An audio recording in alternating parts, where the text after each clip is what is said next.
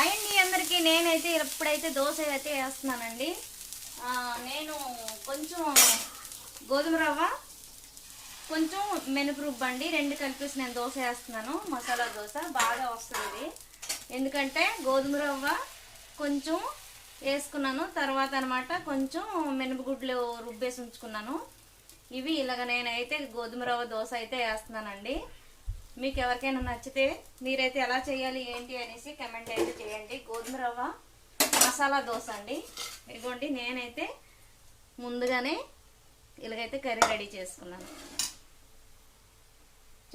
కదా. ఇప్పుడైతే రెండో వైపు కూడా మనము బాగా కాలాలి. రెండో వైపు కూడా కాలితేనే బాగుంటుందండి, బాగా వస్తుంది. ఎందుకంటే నేను కొంచెం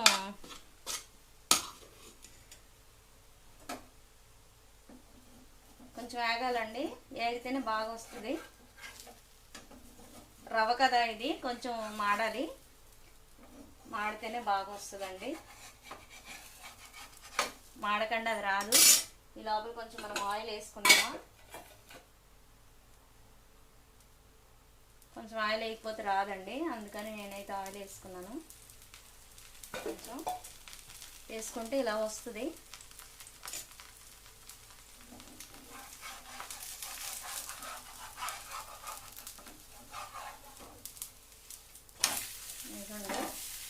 మన దోశ అయితే ఇలా రెడీ అయ్యింది.